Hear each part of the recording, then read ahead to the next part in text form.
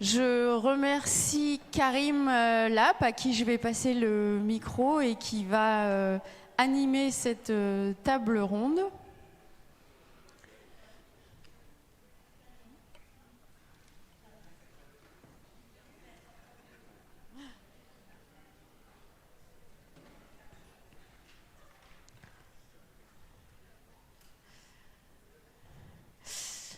Voilà.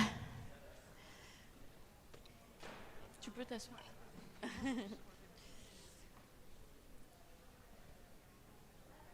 Non, où tu veux, comme tu veux.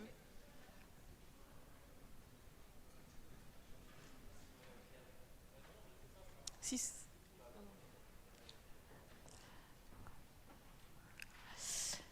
Voilà.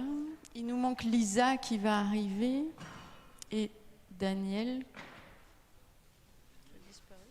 Ah, bah t'es là.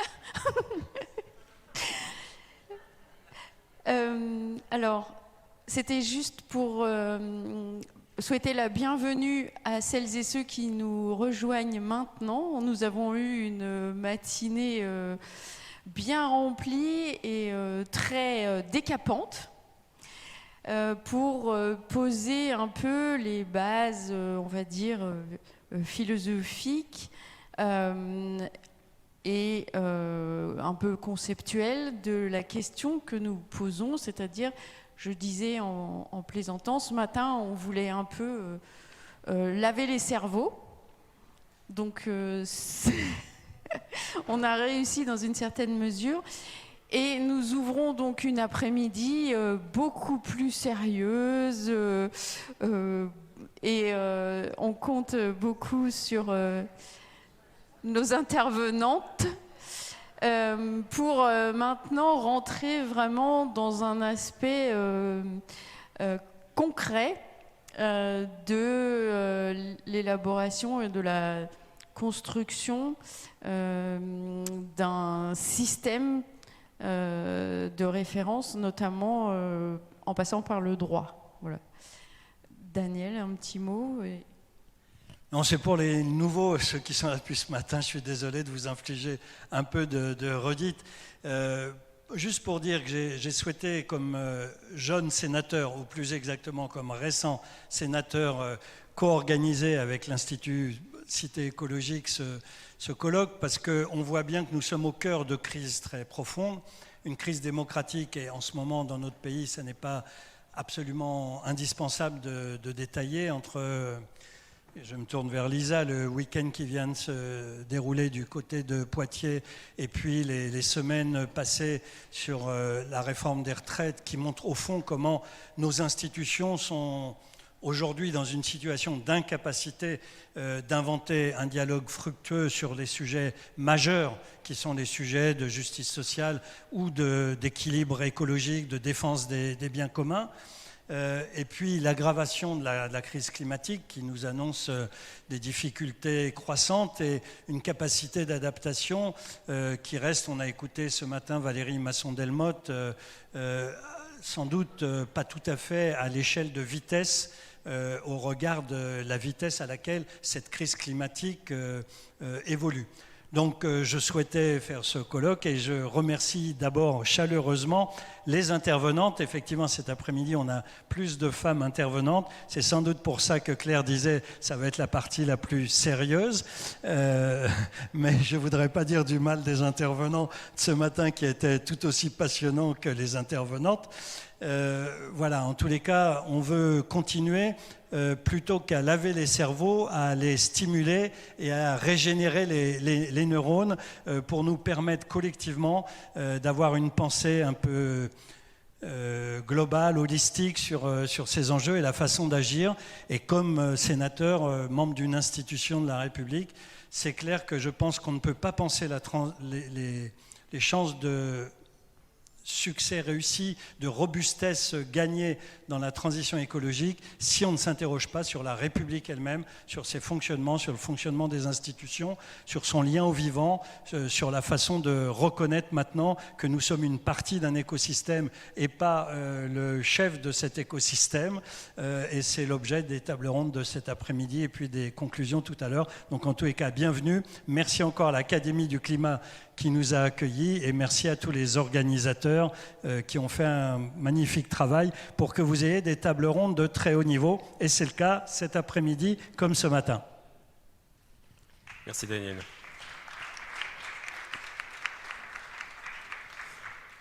Bonjour à toutes et tous. Donc moi je suis Karim Lam, je vais animer cette table ronde. Donc je vous dis juste d'où je parle. Moi je suis biologiste de formation. Je suis un utilisateur du droit au quotidien que j'applique sur les questions d'environnement notamment. Et je m'occupe à l'Institut Cité écologique des questions du vivant et des conditions d'habitabilité de la Terre.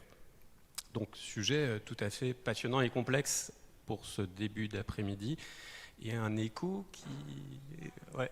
Bon, ça fait un peu... Oui, voilà, c'est bien, c'est super. Donc, sujet assez complexe à traiter.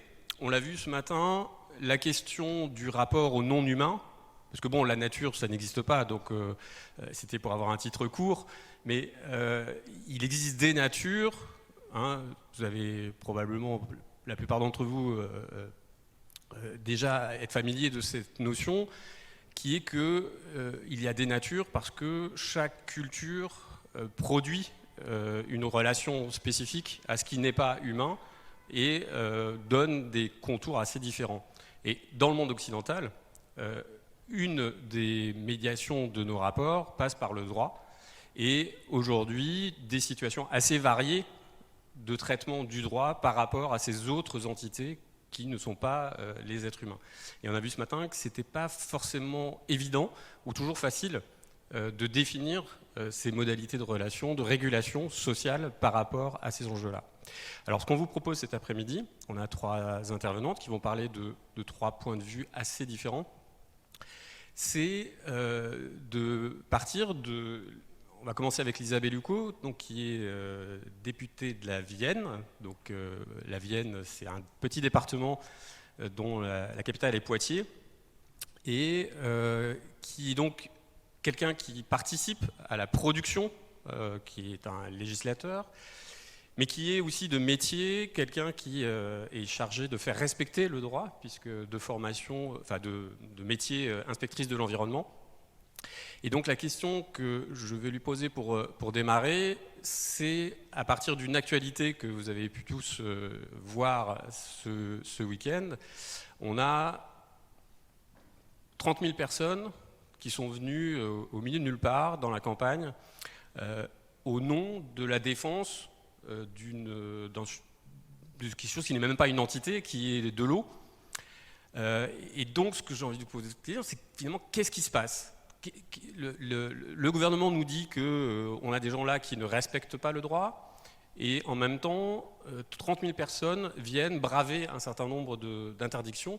Alors est-ce que vous pouvez nous dire, puisque je crois que vous avez participé à cette manifestation, ce qui se passe autour du sujet de l'eau et de cet objet que maintenant tout le monde connaît, qui sont les méga-bassines.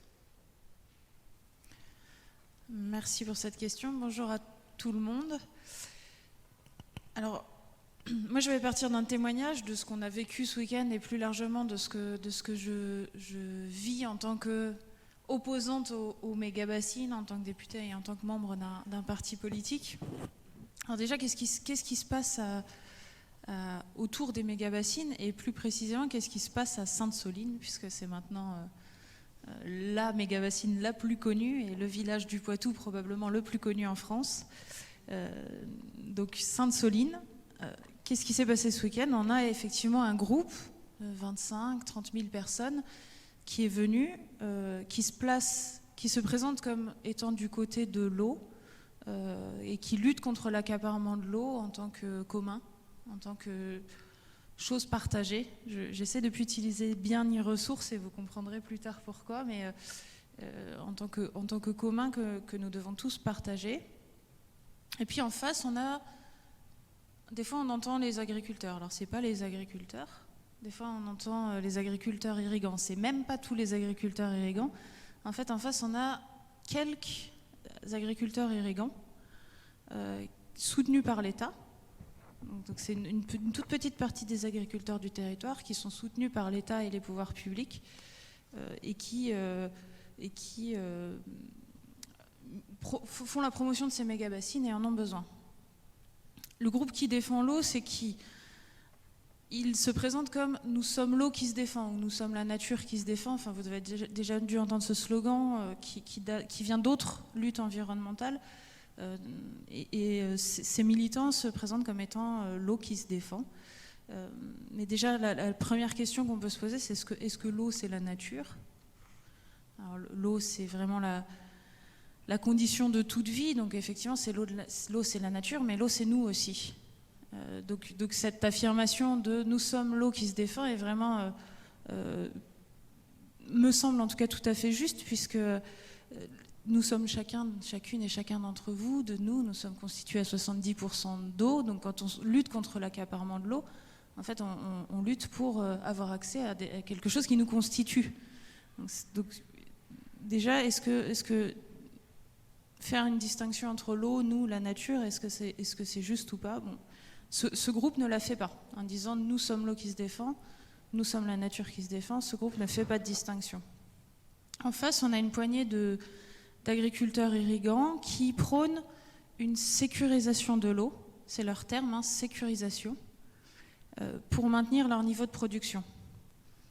Donc d'un côté, on a l'eau égale la vie, et donc il faut absolument, ce qui est demandé par les opposants, c'est de prendre en compte la disponibilité de l'eau et d'adapter nos besoins et notre utilisation en fonction de la disponibilité de l'eau renouvelable.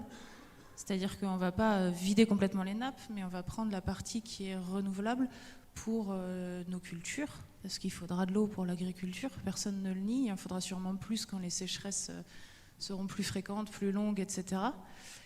Mais l'idée, c'est de plafonner les usages en fait, et de partir de la disponibilité de l'eau et pas de nos besoins. Ou de prioriser en tout cas nos besoins à partir de la disponibilité de l'eau.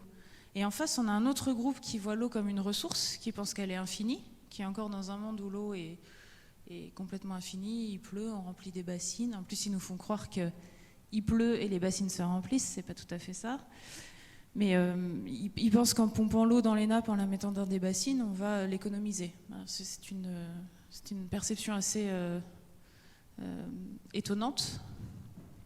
Mais pour eux, l'eau doit répondre aux besoins de la production et aux besoins de l'économie. Et ce qu'on entend très souvent, c'est de dire sans cette eau, c'est l'agriculture qui s'effondre. Moi, dans mon département de la Vienne, il y a aussi un projet de 30 mégabassines. Le préfet lui-même a fait une présentation des impacts socio-économiques de la réduction de l'irrigation, qui vise à démontrer que sans irrigation ou avec moins d'irrigation, toute l'économie agricole du département s'effondre. C'est évidemment faux, puisqu'en fait, c'est une vision toute chose égale par ailleurs. C'est-à-dire, pour eux, il faut absolument continuer comme ça dans la situation actuelle, et il faut trouver les moyens de rendre disponible la ressource, je ne sais pas par quel tour de magie, pour qu'elle corresponde aux besoins de l'agriculture telle qu'elle est développée aujourd'hui, donc de l'agriculture irriguée. Alors, quel est, dans cette histoire de méga-bassines, ce que j'ai regardé un peu et ce que l'on regarde, puisque c'est un des leviers de lutte, c'est quelle est la place du droit. Vous savez que l'un des leviers de la lutte écologiste, c'est les recours, c'est le fait d'attaquer les autorisations, etc. Donc il y a un certain nombre de recours qui ont eu lieu. Alors, il faut d'abord revenir à la procédure. En fait, des installations de ce type font l'objet d'un arrêté préfectoral d'autorisation. Cet arrêté préfectoral d'autorisation est délivré une fois que tous les impacts de l'installation ont été évalués. Donc impacts environnementaux, mais impacts aussi socio-économiques.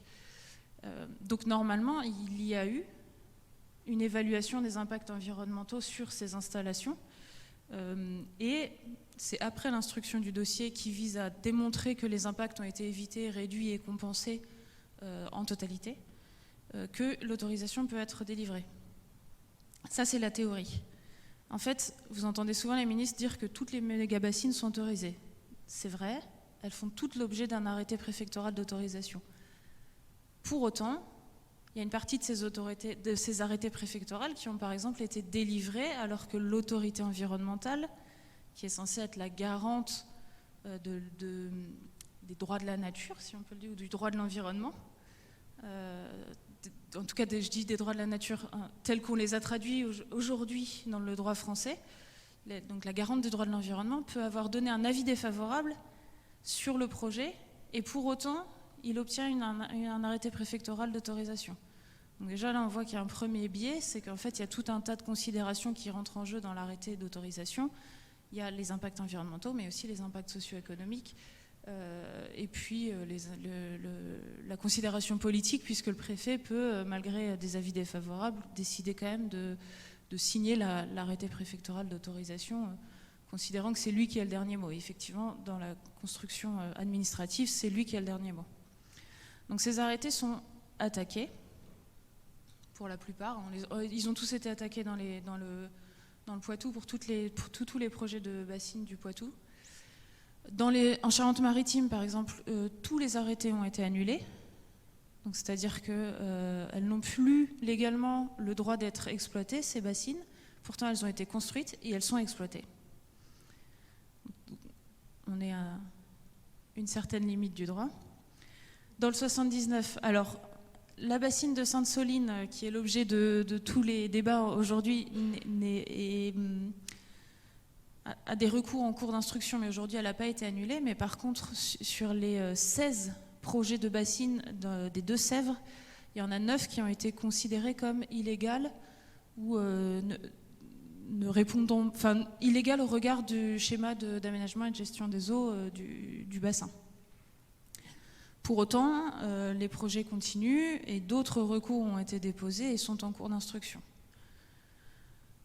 Il y a d'autres recours pendant et d'autres recours qui ont été gagnés dans la Vienne et puis dans d'autres départements. Donc on voit que l'intervention du droit dans cette situation, c'est de pouvoir annuler des arrêtés d'autorisation ou au contraire de confirmer. Il y a aussi certains projets de bassines, pas beaucoup, mais il y en a un ou deux pour l'instant où tous les recours ont été épuisés et donc celles-ci on considère qu'elles sont complètement légales. Mais donc on voit bien déjà dans la rhétorique de notre gouvernement qu'ils mettent sans arrêt en avant le fait que toutes les bassines sont légales. En fait c'est faux, parce que toutes les bassines bénéficient d'un arrêté d'autorisation, mais elles ne sont pas légales pour autant puisqu'une partie de ces arrêtés ont été annulés.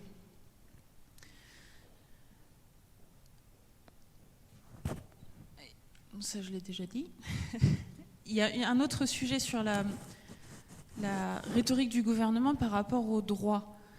Et d'ailleurs, ça a un peu évolué ce week-end. Je ne sais pas si vous avez vu par rapport à la première manifestation qui avait eu lieu en octobre contre les méga-bassines. Maintenant, le gouvernement ne dit plus tous les opposants sont des terroristes. Quand vous avez 25 000 ou 30 000 personnes, vous ne pouvez pas dire c'est tous des terroristes. Ça ne marche plus. Donc il y a eu un glissement sémantique qui dit que ce sont des groupuscules d'ultra-gauche, d'extrême-gauche qui ne sont pas là pour défendre la nature, qui ne sont pas des vrais écologistes, qui sont là uniquement pour détruire les institutions et la République. Donc dans la rhétorique du gouvernement, les bassines, comme elles sont légales, s'y attaquer, c'est attaquer la République et les institutions. Et attaquer les gendarmes qui les défendent, c'est attaquer la République et les institutions. Donc en fait, en résumé, on a des écologistes qui s'opposent à l'accaparement de l'eau, on a un État et un gouvernement, donc il y a l'administration et le côté politique, les deux qui sont du côté de l'accaparement de l'eau contre l'intérêt général, enfin de notre point de vue c'est contre l'intérêt général, et ce au nom du droit. Au nom du droit parce qu'ils revendiquent, enfin ils affirment que les bassines sont autorisées, donc pour eux elles sont légales, ce qui, on l'a dit, est partiellement faux. Et au nom du droit parce qu'ils interdisent les manifestations et ils considèrent que tous les militants qui participent aux manifestations sont donc des hors-la-loi. Donc là, on est dans cette situation défendre l'intérêt général et être hors la loi. Donc est-ce que changer le droit suffirait dans cette situation, dans ce cas précis? On peut se poser la question, est-ce que changer le droit, donner d'autres droits à la nature ou changer même les institutions suffirait à protéger la nature dans ce cas précis? Alors, ce que je voulais remarquer, c'est que notre droit est déjà assez protecteur. On a un droit de l'environnement qui est très très complet, très très évolué, un des plus complets d'Europe en tout cas. Et pourtant, qui ne permet pas d'aboutir à une protection efficace de la nature. Ce qu'on voit, ce que j'ai essayé de faire ressortir dans ce témoignage, c'est que les intérêts économiques ou les intérêts de l'économie sont plus puissants que les intérêts de la nature considérée comme extérieure à nous et pas comme étant la condition de notre survie sur cette planète. Donc il y a peut-être la question à se poser aussi de dire quelle place on donne à la nature, est-ce qu'elle est distincte de l'humain, est-ce que, comme les militants, nous considérons que nous sommes l'eau et que nous sommes la nature, et est-ce que ce point de vue pourrait nous faire changer notre manière de protéger la nature.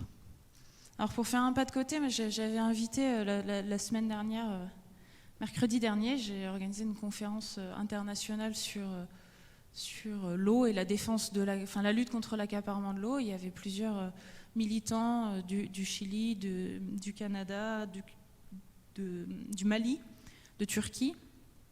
Et il y a une philosophe qui est intervenue qui s'appelle Sophie Gosselin et qui propose, elle, de sortir de la logique même d'économie, en disant que sinon, les intérêts économiques primeront toujours sur les intérêts du vivant.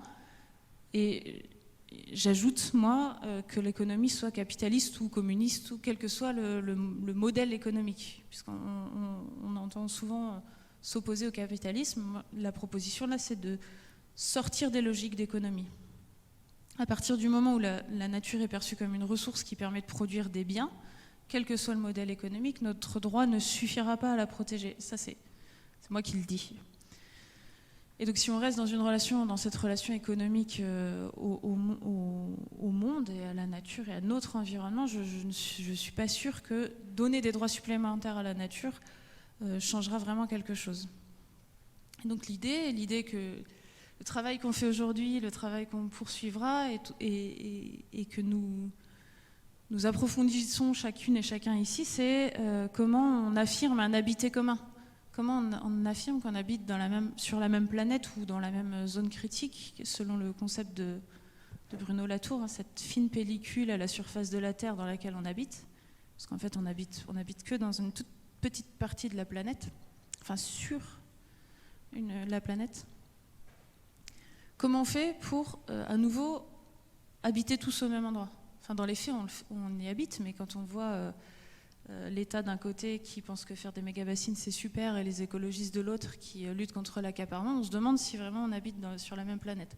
C'est un peu la même chose qu'on vit à l'Assemblée nationale avec les autres députés, un certain nombre d'autres députés. On se demande si on habite sur la même planète ou dans cette même zone critique.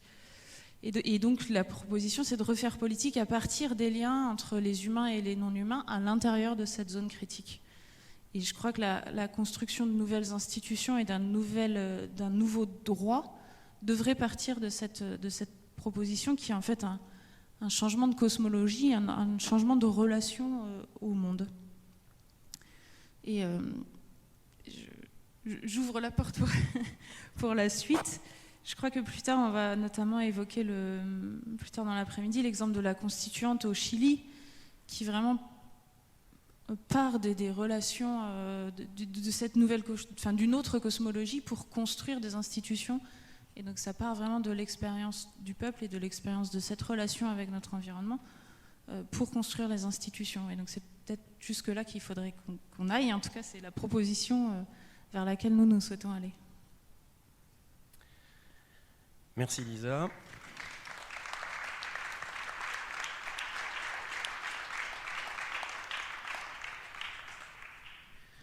Merci pour ce témoignage qui nous montre au moins deux choses. C'est que aujourd'hui, le droit tel qu'il est utilisé, même si effectivement on peut avoir un certain nombre d'outils dans la boîte à outils du droit en France en particulier, est assez facilement détournée.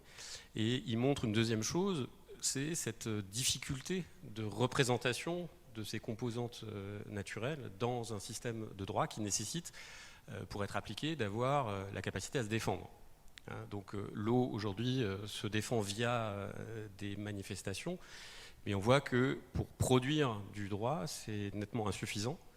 Donc je voudrais profiter de la présence de Marine Calmette, qui est juriste, et alors vous êtes porte-parole de l'organisation OR de questions, alors OR ou R, et vous êtes présidente d'une association qui milite pour les droits de la nature. Alors est-ce que vous pouvez nous donner des exemples de la manière dont on pourrait imaginer une évolution du droit qui permette effectivement à ces entités non humaines de faire partie du système juridique, et en quoi le système juridique pourrait apporter de meilleures réponses à cette ambition que nous avons tous ici de mieux protéger, ou en tout cas de mieux intégrer le vivant dans notre mode d'organisation dans nos sociétés.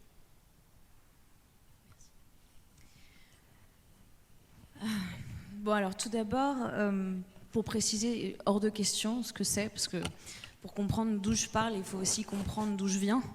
Moi, j'ai travaillé beaucoup en Guyane française, un pays, un territoire qui est durablement et pour toujours certainement marqué par la colonisation française, non seulement parce que c'est écrit dans le territoire désormais qu'avec notre arrivée, on a décimé une bonne part de la population, mais qu'en plus, aujourd'hui, ce travail de pillage continue par l'effet des mines, notamment des mines d'or. Et donc ça, c'était les projets contre lesquels je me suis mobilisée, et notamment ce projet Montagne d'or, dont certains d'entre vous ont certainement entendu parler, qui était le plus gros projet de mine d'or jamais imaginé en France et situé sur le territoire amazonien de Guyane.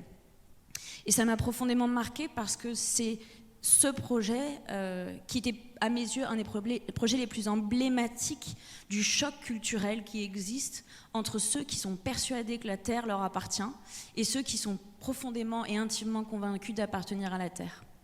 Moi, je me suis battue aux côtés des peuples autochtones de Guyane qui ont dans leur chair et dans leur sang la conviction qu'ils appartiennent à la forêt.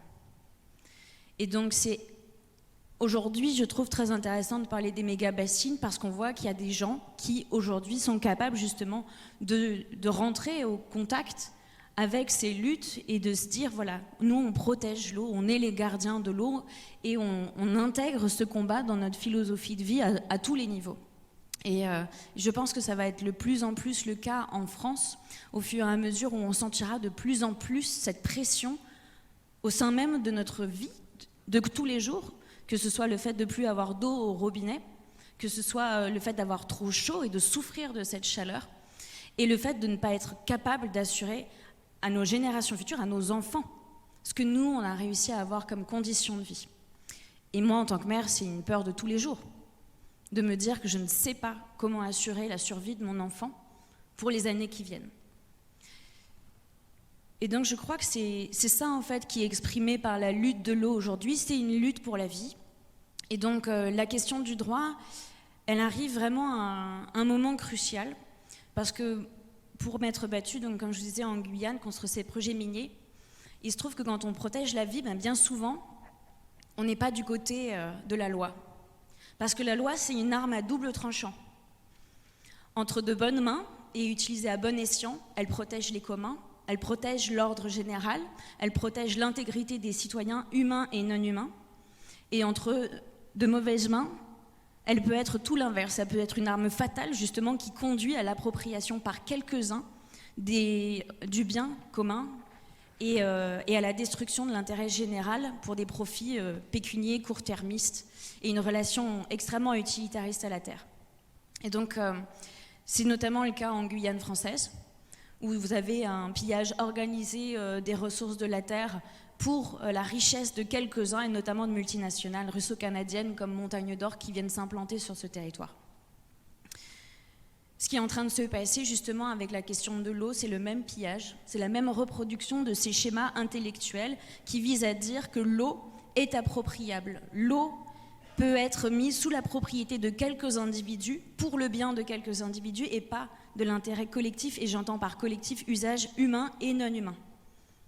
Parce que l'eau, c'est quelque chose de bien à part, comme l'air, on en a tous besoin.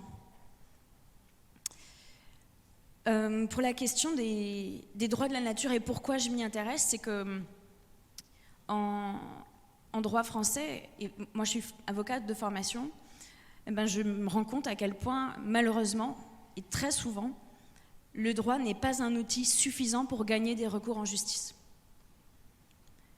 Ce qui nous permet de gagner des recours, ou ce qui nous permet de gagner des batailles, c'est l'opinion publique. Et j'en suis profondément attristée. C'est le rapport de force dans les médias, c'est le rapport de force dans la rue. Mais à quoi sert le droit dans ce genre de situation ? En tant que juriste, qu'est-ce que je dois faire avec ça si finalement tout ce que comprend notre administration, tout ce que comprennent nos gouvernants, ce sont des bâtons et des pierres ? Ce n'est pas possible. On en arrive à un état de non-droit dans lequel on a des gouvernants autistes à ces questions de protection du vivant. Et donc là, se pose même la question, en fait, de l'utilité du droit dans ce genre de situation. Donc pour garantir justement le fonctionnement de l'état de droit, il est absolument nécessaire de garantir la protection de la nature. Et on le voit dans le monde avec l'exacerbation des crises environnementales, il y a aussi de plus en plus de dictatures qui se mettent en place. C'est la démocratie qui pâtit des crises écologiques. Les droits de la nature, ils se sont bâtis sur une théorie qui remonte aux années 70, élaborée par un professeur de droit aux États-Unis qui s'appelle Christopher Stone, et par des courants de pensée comme la Deep Ecology. Et il s'est réalisé, il s'est élaboré ensuite à travers des luttes très concrètes, très locales, et notamment en Amérique du Sud, qui est vraiment le visage du pillage organisé de ces territoires qui ont subi colonisation après colonisation, les mines d'argent en Bolivie, le caoutchouc, la banane, etc. Si vous avez lu Les veines ouvertes de l'Amérique latine, l'histoire de ce pillage, c'est aussi pour ça que là-bas, et particulièrement dans ces territoires, le réflexe de survie et le recours au droit de la nature. Il se construit en fait comme un droit en opposition à cette relation utilitariste et malheureusement occidentale de notre relation au monde. Et parce que ces territoires ont subi cette prédation, ce colonialisme, ils réagissent en disant tout simplement « votre droit, votre construction sociale, votre culture n'a pas à se réaliser chez nous. Nous voulons nos propres lois, le visage de notre relation au monde et aux entités non humaines, et qui se reflète, lui, dans l'égalité et dans l'équité entre les humains et les non-humains, car c'est le seul moyen d'obtenir une forme de justice sociale et de paix dans nos sociétés. Et c'est le cas notamment en Équateur, où la reconnaissance des droits de la Pachamama en 2008 a été notamment justifié après les scandales Texaco Chevron qui encore aujourd'hui n'a pas été condamné pour les pollutions environnementales causées à la forêt amazonienne. Et donc cette recherche de justice, elle est profondément ancrée notamment dans des situations très concrètes. C'est pas une lubie de juriste. On n'est pas là en train de discuter de grandes théories. On est là pour dire qu'il y a des populations sur cette planète qui sont obligées de contester le droit parce que sinon ils perdent systématiquement leur combat. Et qu'eux ne veulent pas rentrer dans l'illégalité, ils veulent dire nous avons notre propre droit, notre propre vision du monde, notre propre construction sociale, et pour cela nous récusons les normes que vous voulez nous imposer comme étant le résultat de votre relation au monde capitaliste, utilitariste, productiviste. Et ce mouvement, il est en train de se propager partout dans le monde. Face à la crise écologique, on se rend compte que notre modèle juridique est incapable de faire face aux besoins de la nature. Et en fait, je trouve très intéressant toutes les théories qui ont été abordées avant. Je souligne quand même quelque chose parce que je trouve assez fondamental l'idée de dire que les droits de la nature, c'est pas juste un outil comme un autre. C'est aussi la condition d'un équilibre et même d'une éthique vis-à-vis du vivant. Christopher Stone, dans son livre, il donne un exemple qu'on pourrait tout à fait déployer un nombre assez conséquent de situations, qui est celui des esclaves. Il dit, au lieu de sortir de l'esclavage, on aurait pu assurer une meilleure protection des esclaves. On aurait pu protéger les intérêts des travailleurs. On aurait pu renforcer leurs conditions de travail en les améliorant, leur rendre la tâche moins pénible. Mais est-ce que cela aurait été éthique? Est-ce que cela aurait été juste? La vraie solution, c'est de reconnaître que ces esclaves noirs sont bien des êtres humains, des entités, des personnes, des sujets et non des objets, non la propriété de leur maître, mais bien des sujets à part entière. Et cette réalité, elle n'est pas vraie que pour les esclaves, elle est vraie pour les femmes. Est-ce qu'on aurait pu dire, au siècle dernier, plutôt que de donner le droit de vote aux femmes, on pourrait donner le rôle à certains hommes de les représenter dans les administrations. On aurait pu donner le droit de vote à leur mari pour dire ce que pensent les femmes. Est-ce que ça aurait été juste? Je ne serais pas là devant vous pour vous en parler de toute façon, si ça avait été le cas. Donc je vais vous dire, c'est pour ça que je suis intimement convaincue que les droits de la nature, ce n'est pas juste une théorie juridique, c'est la condition sine qua non de la reconstruction d'une société juste, basée sur un fondement, la base de tout. Nous sommes des êtres vivants parmi les vivants. Et ces autres êtres ont tout autant le droit que nous d'exister sur cette planète.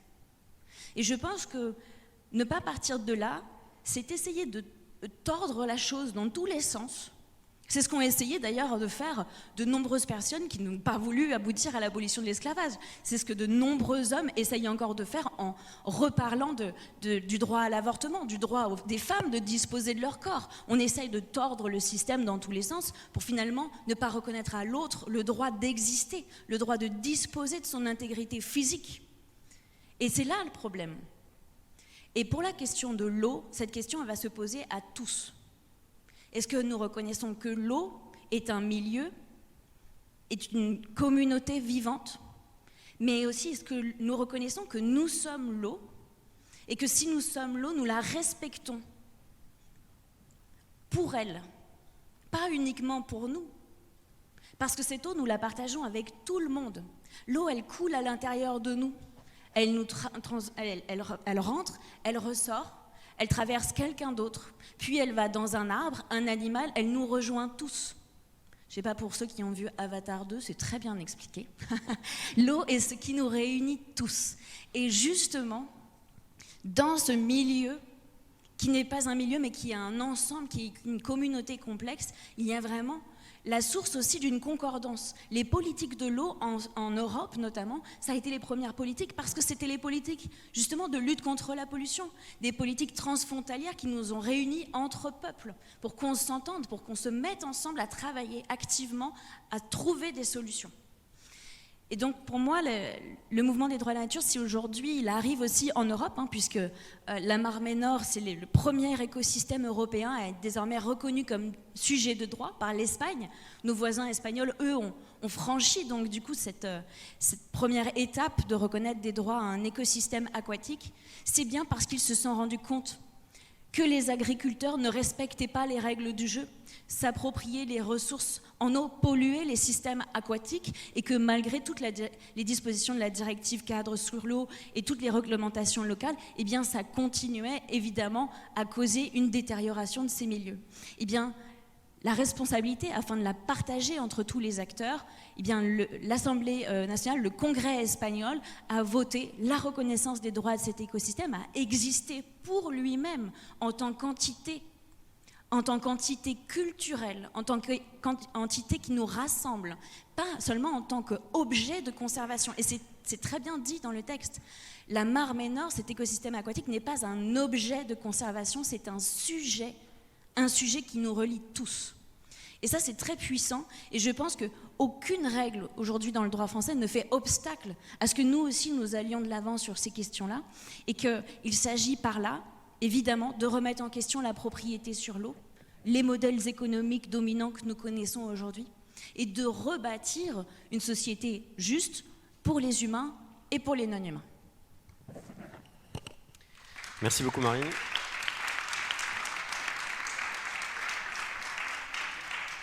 」 « 」 « 」 « 」 « 」 «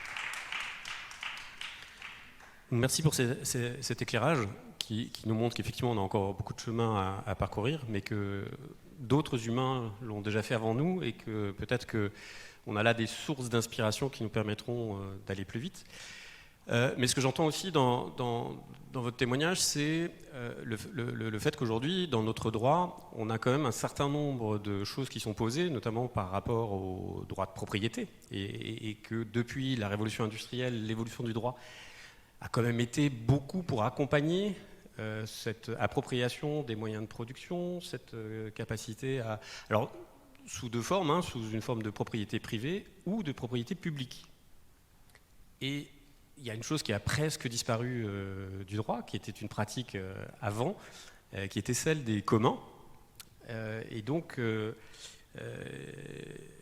Myriam, vous qui êtes professeur de droit à SAS, qui a travaillé beaucoup sur ces questions, quel éclairage pouvez-vous nous apporter sur ces évolutions-là qui sont, me semble-t-il, nécessaires pour qu'on puisse aller à l'étape d'après, pour pouvoir effectivement avoir d'autres concepts à mobiliser pour construire ce nouveau droit qui réintégrerait le vivant dans notre société. Merci.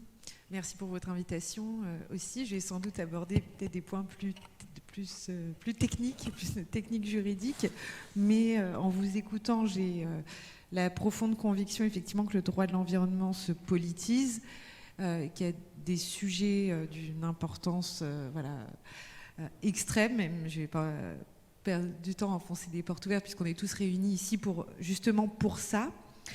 Mais ce que je veux dire par là, c'est que loin parfois des médias et des controverses un peu tristes, comme vient de l'illustrer l'actualité, on a un droit de l'environnement, effectivement, qui s'est construit comme un droit de gestion pragmatique des pollutions, un droit de protection à minima des ressources qui intègre plus que jamais, effectivement, les besoins de développement économique soutenus par d'autres acteurs a priori. Alors, à mon sens, il serait peut-être inexact de dire qu'il n'y a eu aucune évolution. On a entériné en 2016 le principe de solidarité écologique. On voit le terme de vivant faire son apparition dans les textes, la biodiversité. On a une action en réparation du préjudice écologique. Alors voilà, je ne voudrais pas non plus dépeindre un paysage horrible. On a des avancées, mais on peut garder effectivement un goût amer de ces évolutions. On le voit, par exemple, 5 ans après l'introduction de l'action en réparation du préjudice écologique, les actions ayant abouti à des réparations se comptent encore sur les doigts de la main. C'est vraiment un temps très long quand même de prise en compte et de réparation des dommages écologiques. Alors bien sûr, il y a plusieurs facteurs qui entrent en ligne de cause. On a aussi un Conseil constitutionnel extrêmement frileux et le législateur et le pouvoir réglementaire adoptent des textes très techniques dont il est parfois difficile effectivement de comprendre les fondements, de savoir exactement quel rapport on veut au vivant et dans quel sens on veut aller. Et dans ce cadre-là, effectivement, il y a beaucoup de voix aujourd'hui qui s'élèvent pour faire revivre ou vivre tout simplement la théorie des communs. Alors comme vous l'avez dit, traditionnellement et dans les territoires, il y a toujours eu ce qu'on appelait des communs, notamment à travers la figure des communaux. J'en reparlerai plus tard, que donc effectivement les paysans connaissent bien. Mais c'est plutôt à travers finalement les travaux des économistes et des politistes que la théorie des communs refait surface, notamment à partir des travaux d'Elinor Ostrom, évidemment prix Nobel pour ses travaux sur les communs. Communs qu'on pourrait qualifier, donc j'ai repris une définition qui est donnée à partir de ces travaux par un auteur français, comme des ressources collectivement gouvernées. Alors on pourrait dire effectivement que le terme ressources n'est pas satisfaisant non plus, mais collectivement gouvernées au moyen d'une structure de gouvernance assurant une distribution des droits entre les partenaires participant au commun et visant à l'exploitation ordonnée, permettant sa reproduction sur le long terme. Mais ce qui est intéressant surtout dans ces travaux pour faire évoluer peut-être notre système juridique, c'est qu'on parle d'un faisceau de droits. Donc effectivement, on n'est plus dans un modèle propriétariste, on ne met pas un seul droit de rapport aux éléments de la nature en avant. On n'a pas seulement voilà, ce fameux droit d'user, d'abuser, de jouir et donc de détruire, comme l'avait très bien relevé Martine Raymond-Gouillon en 1989. On propose un faisceau de droits, des droits d'accès, des droits de gestion, des droits d'aliéner, des droits de prélèvement, mais aussi le devoir, pourquoi pas, de protéger, avec des structures de gouvernance particulières. Alors, sans faire durer trop le suspense, je le dis tout de suite, la théorie des communs aujourd'hui n'existe pas en droit. Le droit ne connaît pas, à mon sens, c'est peut-être une vision très pessimiste des choses, mais le droit ne connaît pas ce rapport sujet-objet, comme pour reprendre les termes que vous avez utilisés. On connaît, comme vous l'avez dit, la propriété privée, ce droit de l'article 544 du Code civil. On connaît la propriété publique, la domanialité publique, bien connue d'ailleurs des élus. Domanialité publique, je dis en passant, qui d'ailleurs sous-emploie complètement ces potentielles virtualités écologiques. Il y a une dizaine, vingtaine d'années, on travaillait beaucoup sur cette question. Il y a eu des expériences intéressantes, comme celle du Conservatoire du Littoral, qui a mis en œuvre des moyens de maîtrise foncière, justement concrets, qui a exproprié des propriétaires privés pour mener une politique de préservation et de protection. Et une politique d'ailleurs finalement assez classique, sans aller donc chercher des systèmes très complexes, des superpositions de droits. Non, pas du tout. On exproprie, on protège, on interdit les activités qui seraient susceptibles de nuire aux éléments de la nature. Donc c'était très simple. Donc on a quelques expériences comme ça au sein des propriétés publiques, mais globalement, la domanialité publique n'est pas un moyen de protéger la nature, alors qu'elle pourrait à bien des égards l'être. Et malgré d'ailleurs le fait qu'un certain nombre de biens qui sont essentiels pour la biodiversité, tels que les fleuves ou certains rivages, etc., relèvent de la domanialité publique. Mais bon, donc, on a le domaine public, on a le domaine privé, qui est une propriété publique, mais qui est gérée au même titre que n'importe quelle propriété privée. Alors avec le cas un peu particulier des forêts. Et on a ensuite ce qu'on appelle, mais de façon un peu ponctuelle, les choses communes, puisque notre Code civil napoléonien gardait quand même à l'article 714 cette petite à l'époque catégorie des choses communes pour parler des choses précisément qui n'appartiennent à personne, mais dont nous avons tous l'usage, ou en tout cas dont des lois de police pouvaient venir réglementer l'usage, tel que l'eau ou l'air. Alors attention, je précise tout de suite pour l'eau, ce serait un raccourci, puisqu'on en parle beaucoup aujourd'hui. L'eau n'est pas qu'une chose commune. L'eau, on va dire, le contenu est considéré comme chose commune, en tout cas pour les eaux vives, mais il y a aussi des eaux closes qui, elles, sont privativement appropriées. Et pour les eaux vives, il faut rappeler quand même aussi que le lit des cours d'eau, lui, est privativement approprié. Les rives aussi peuvent être privativement appropriées. Donc, il faut apporter ces éléments quand même de lecture du point de vue du droit des biens pour comprendre notre rapport à la nature. Donc, il y a ces choses communes qui, à l'époque, étaient surtout considérées comme choses communes pour des raisons, on le comprend, factuelles, parce qu'on ne les exploitait pas toujours ou parce qu'on ne savait pas les approprier privativement, justement. Et aujourd'hui, on a des plaidoyers qui naissent pour dire en réalité, non, c'est pas factuel, c'est parce qu'on veut qu'elles soient communes. Ça doit devenir une considération juridique qui nous amène à considérer qu'elles sont communes et non pas une considération uniquement factuelle.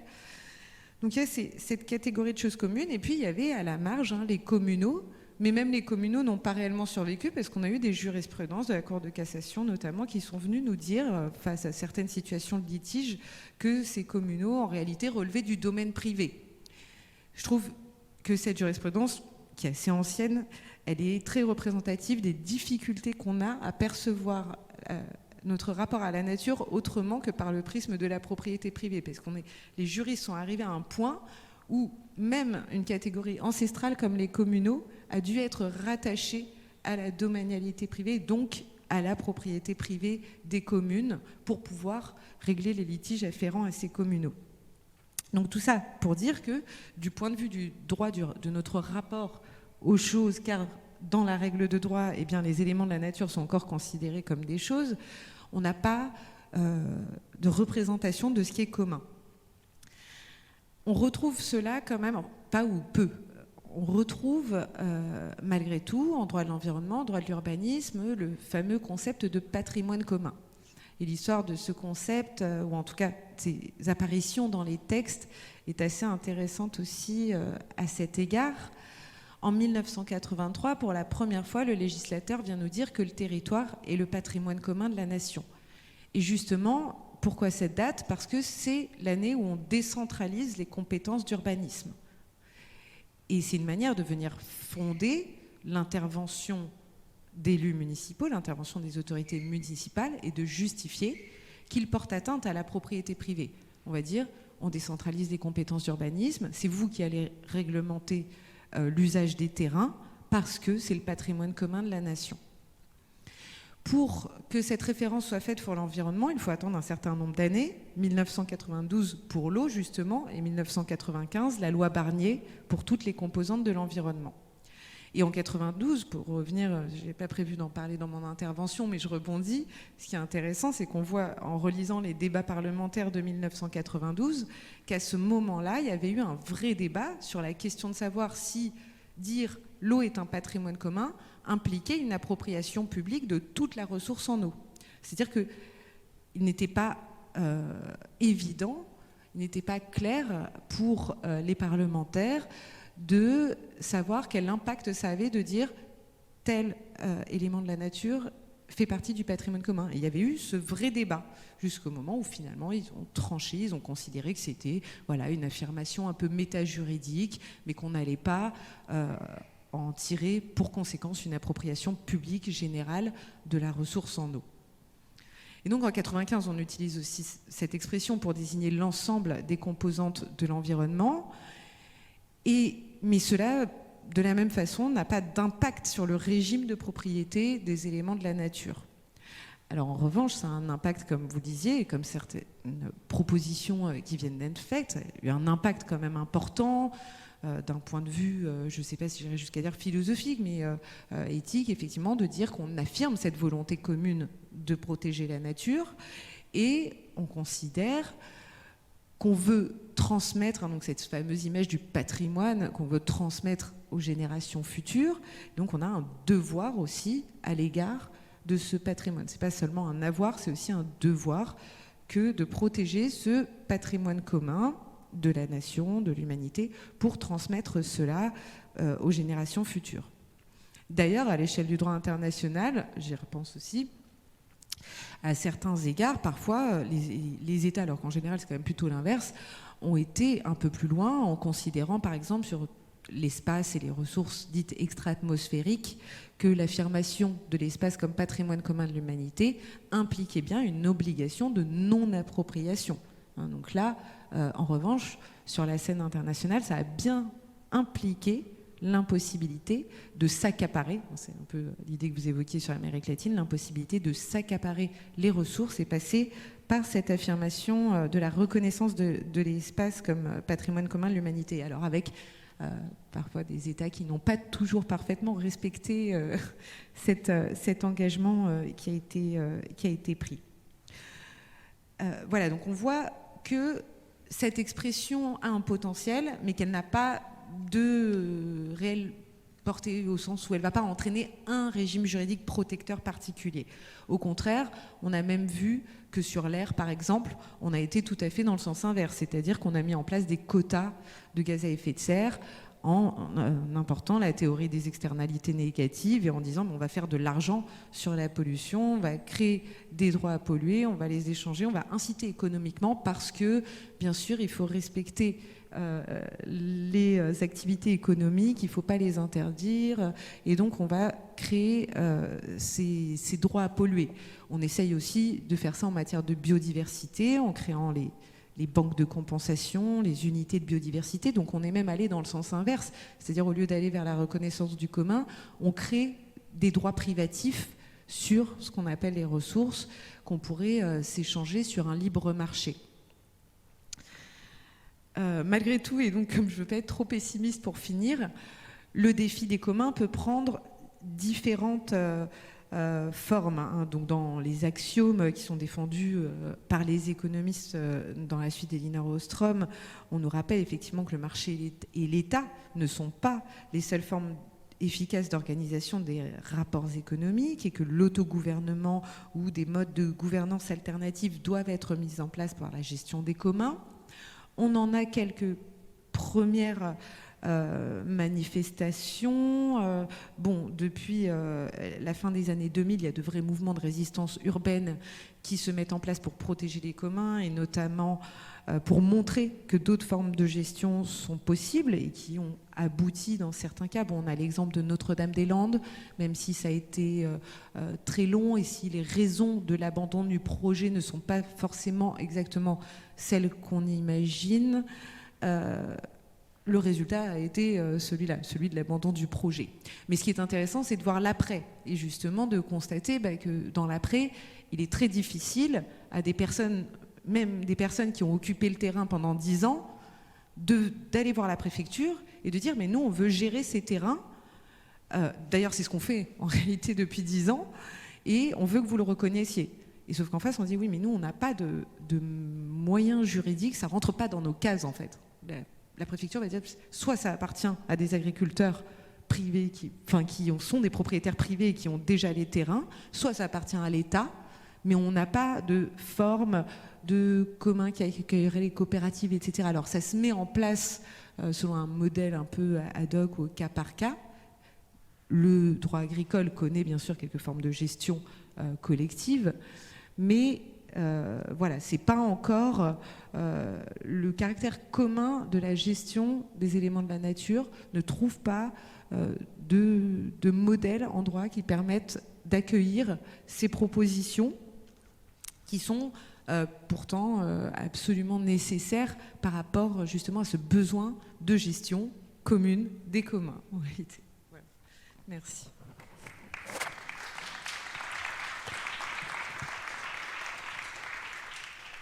Merci beaucoup. Le sentiment que j'ai en vous ayant écouté, c'est que le droit, c'est pas tellement quelque chose qui est bien droit et que ça se produit, que c'est la société qui doit le produire et que derrière, il y a de vrais champs de réflexion à mener et des combats à poursuivre pour effectivement rétablir certains équilibres et produire quelque chose qui corresponde en fait aux besoins d'intégrer le vivant dans ce système qui garantisse l'intérêt commun. Je suppose que... Oui. C'était juste une petite observation par rapport à ce que vous aviez dit tout à l'heure, toutes les deux, parce qu'on parle beaucoup de droit, parce que c'est normal, c'est le thème, mais parfois on a utilisé le droit, je trouve, un peu pour dire le juge. Et c'est vrai que c'est un peu deux choses différentes, hein, parce qu'il y a le texte qui est élaboré, il y a après ce que lui fait dire le juge. Et vous avez beaucoup parlé des annulations d'autorisation, et de dire d'un côté on a une administration qui nous dit le projet est autorisé, et de l'autre des autorisations annulées. Et je pense que c'est important aussi d'analyser la place et le rôle du juge dans ces évolutions sociétales. Il n'y a pas que la règle de droit. Merci. Des questions dans la salle? Oui, je vois qu'il y a plusieurs mains qui se lèvent.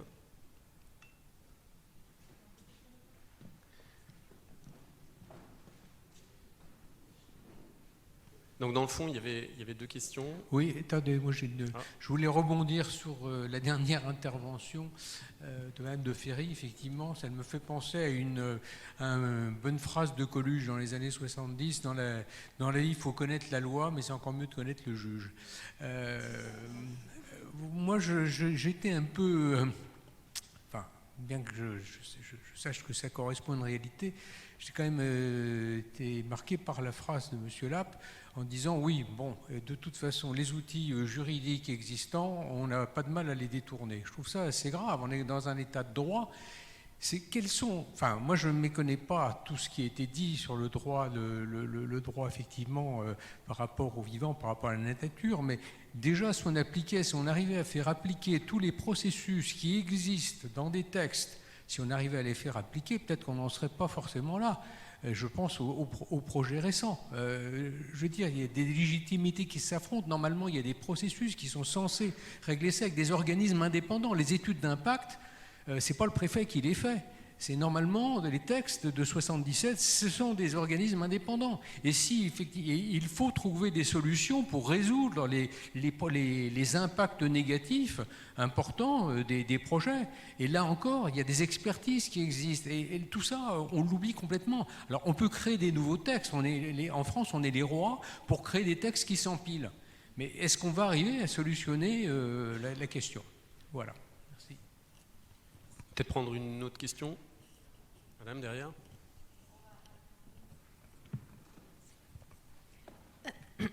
Oui, j'aurais tendance à être encore plus pessimiste, parce que je pense que non seulement le droit est insuffisant, mais que dans certains cas, ça empire la chose. Et je pense par exemple au fait de breveter le vivant.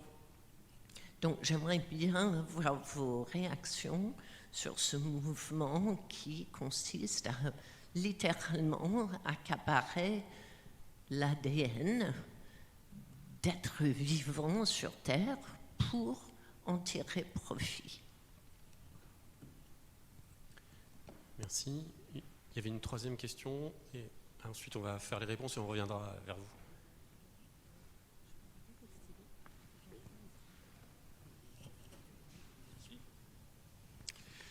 Oui, bien sûr une question dans quelques secondes, mais d'abord un regret.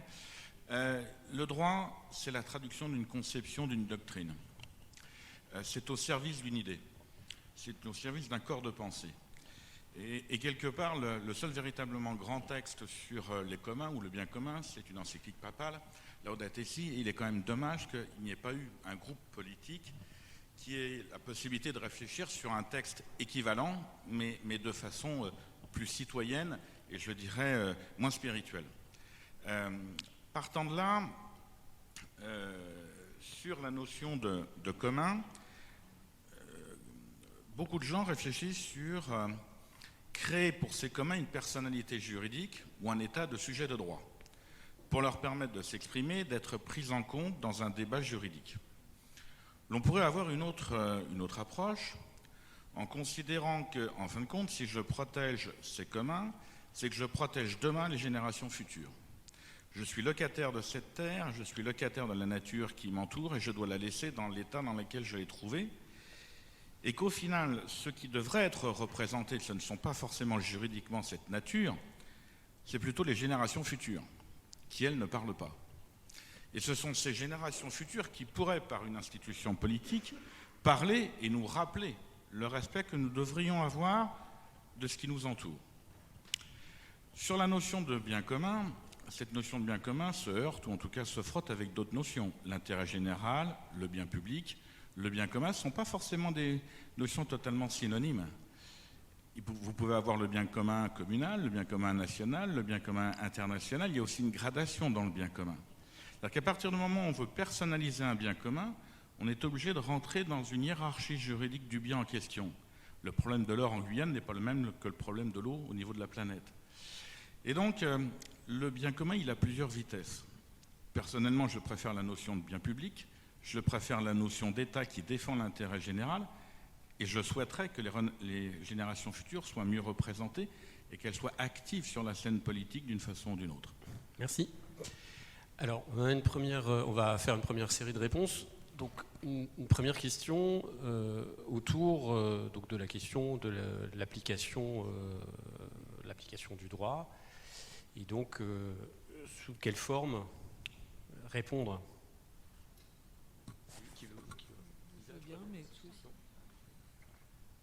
C'était, oui, plus une observation sur l'effectivité du droit.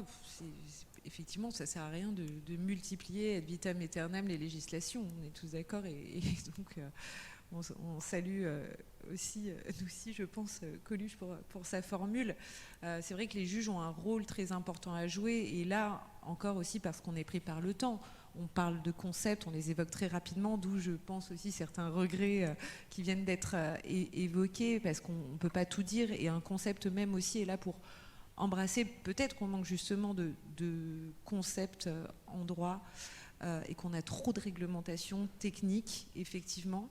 Et comme vous l'avez dit, après, il y a aussi une question de mise en œuvre. C'est l'exemple de l'autorité environnementale qui donne un avis défavorable ou négatif sur un projet qui est malgré tout autorisé. C'est l'exemple du commissaire enquêteur qui rend un avis défavorable. On a toute une population opposée à un projet et qui finit par la délivrance d'une autorisation.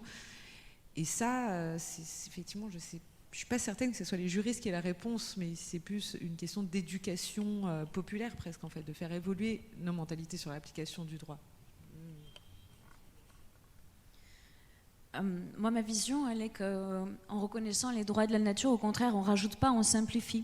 Parce qu'en cascade, si des droits étaient reconnus à la nature, tout un tas d'autres réglementations qui sont dérogatoires aux intérêts du vivant seraient supprimées, de facto inconstitutionnelles. Et donc pour moi, c'est au contraire un bon coup de balai dans un millefeuille où finalement... parce que parfois on a ces entrées à l'Assemblée nationale ou au Sénat, on arrive à faire en sorte d'avoir des dérogations qui sont bénéfiques à ces petits intérêts privés. Et on le voit beaucoup. On le voit énormément, malheureusement. Et c'est ça qui empile du droit. C'est qu'en fait, on a fait un droit quasiment à la carte. C'est le cas, par exemple, pour les dérogations préfectorales en matière de construction, d'immobilier, qui permettent au préfet de donner à certains promoteurs ou à certains projets des dérogations en matière environnementale. C'est normal? Non? Le même droit pour tous, humains, non humains, le droit de vivre.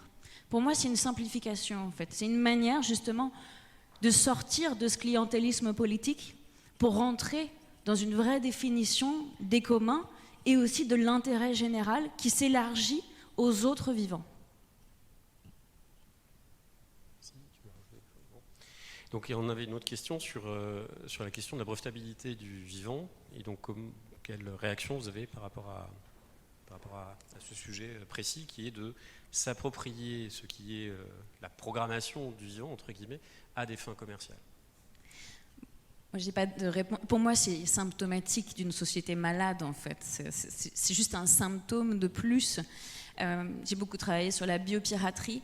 Et c'était donc la biopiraterie, justement, c'est cet accaparement, notamment par des entreprises pharmaceutiques, de savoirs autochtones qui brevettent du coup des savoirs millénaires pour faire de l'argent. Et ce qui était drôle et en même temps très révélateur, c'est que quand on parlait avec les autorités coutumières, de dire voilà, il faut mettre en place des règles sur la biopiraterie pour éviter que vos savoirs soient accaparés par des grands groupes, eux avaient beaucoup de mal à concevoir pourquoi ces lois, puisque finalement ces savoirs étaient là et qu'il fallait les partager avec tout le monde. Et ils n'arrivaient vraiment pas à comprendre comment certaines personnes pouvaient se dire propriétaires d'un savoir qui est un savoir pour le bien de tous et qu'ils étaient finalement assez heureux de pouvoir partager avec le reste du monde. Et donc c'est encore une fois, pour moi ça c'est juste un symptôme de la maladie. Et ça pourrait justement être réglementé par le fait de dire il y a des choses qu'on ne peut pas accaparer. D'ailleurs, le droit français sait pertinemment faire ce genre de choses. Il y a énormément de choses qui sont hors du commerce pour des questions d'intérêt, de dignité humaine. Par exemple, les organes. Les organes, on n'a pas le droit de vendre ces organes. Ce sont des choses hors du commerce. Pourquoi ? Parce que ça nous appartient, c'est notre dignité. Eh bien, pour les mêmes raisons, on pourrait tout à fait considérer que justement ces savoirs collectifs essentiels au bien-être humain et de notre société soient des choses hors du commerce. Et ce serait normal. La question, c'est qu'encore une fois, ça remet en question les intérêts de certains. Et donc, comment on fait surtout pour éviter d'avoir une loi qui soit tordue au bénéfice de quelques-uns au lieu de protéger l'intérêt général? Mais finalement, tout est très lié, vous voyez. C'est cet ADN qui noyote l'ensemble du problème et c'est pour ça qu'il faut une réponse qui soit vraiment une réponse à la racine et pas essayer de régler par des biais un peu cosmétiques un problème qui est vraiment structurel et profond. Alors, il y avait une troisième question qui était construite un petit peu en opposition en disant ce serait plus intéressant d'avoir les générations futures autour de la table plutôt que ces entités non humaines dans le processus. Et donc quelle est votre réaction par rapport à ça? Est-ce que ce serait, d'abord, est-ce que ça s'oppose? Et deux, est-ce que ce serait suffisant? Moi, ça me fait me poser une autre question. Est-ce que les générations futures ont des besoins différents de nous pour continuer de pouvoir habiter sur cette planète? Et je ne crois pas. En fait, ce qui doit être représenté, ce qui doit être pris en compte, c'est la préservation des conditions d'habitabilité de cette planète. Ces conditions seront les mêmes, enfin, a priori, à part si on mute, mais a priori, les conditions d'habitabilité de la planète pour les générations futures seront les mêmes que pour nous. Et j'ai un peu de mal à parler en génération future puisqu'on subit déjà en fait la forte dégradation de notre environnement. Et je crois que c'est de nous-mêmes là qu'il faut qu'on se préoccupe et de la pérennité, de la pérennisation de l'espèce humaine, parce que c'est ça. On parle d'anthropocentrisme ou je ne sais quoi, mais la question qu'on se pose ici, c'est quand même comment l'espèce humaine peut continuer à vivre sur cette planète, et l'espèce humaine a besoin des autres vivants. Donc c'est vraiment la question des conditions d'habitabilité de la planète. J'entends la proposition, ça fait longtemps qu'on s'exprime pour les générations futures ou qu'on essaye de faire entrer les générations futures dans le débat, mais je pense que la proposition ne change rien à la manière dont on devrait se positionner et changer notre relation au monde et au reste du vivant. J'avais une petite remarque parce qu'il y a eu beaucoup de choses dans votre intervention, monsieur. Je vais me permettre de répondre sur le Laudato Si, parce que c'est très intéressant. Laudato Si qui découle de la pensée de Saint François. Hein.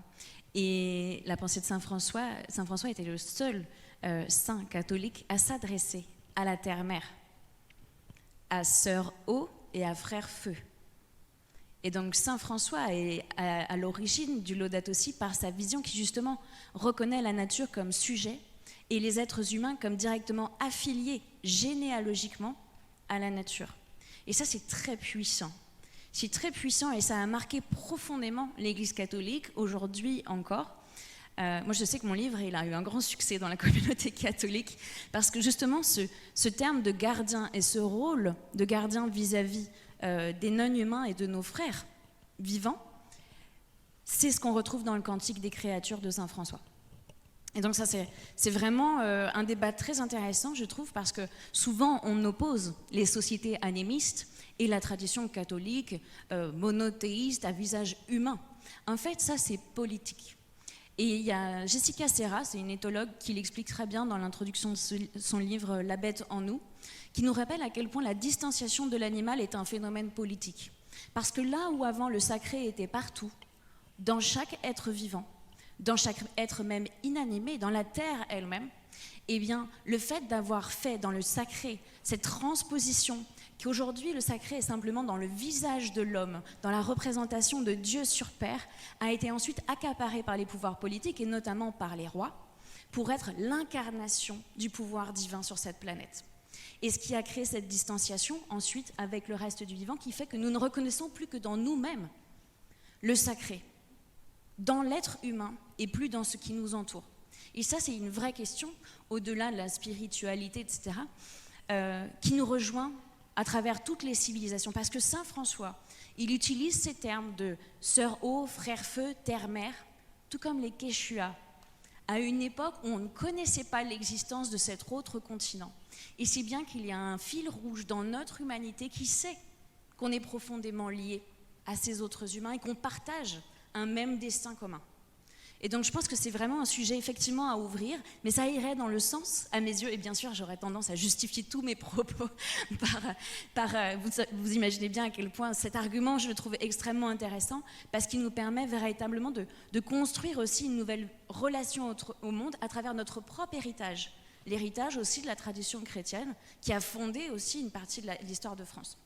Et puis, sur la protection des générations futures, c'est évident, d'ailleurs, par exemple, en Colombie, quand le juge dans l'affaire du fleuve Atrato reconnaît que le fleuve Atrato a des droits et que ces droits sont de la responsabilité à la fois de la protection de l'État, mais aussi la protection des habitants, et qu'il nomme un conseil des gardiens du fleuve Atrato, il reconnaît aussi l'obligation pour l'État d'écrire un contrat des générations futures, un contrat de solidarité intergénérationnelle qui doit être écrit par l'État avec les habitants de ce territoire.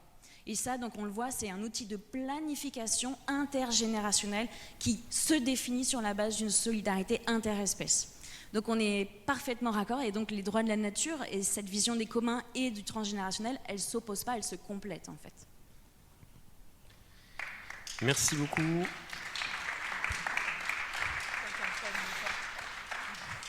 Donc, on va être obligé d'arrêter l'atelier là pour des questions d'horaire. En tout cas, merci beaucoup, mesdames, pour ces témoignages qui, alors, nous mettent face à une réalité assez sévère, mais je trouve qu'ils nous donnent un nombre de pistes de travail extrêmement intéressantes, et en tout cas, dans un monde dont j'ai plutôt envie de vivre, dans celui qui est en mise en perspective, que dans celui d'aujourd'hui. Et donc, merci beaucoup pour ces pistes de travail. Parce qu'évidemment, on voit bien, on a encore un grand parcours à faire, mais en tout cas, merci pour votre mobilisation.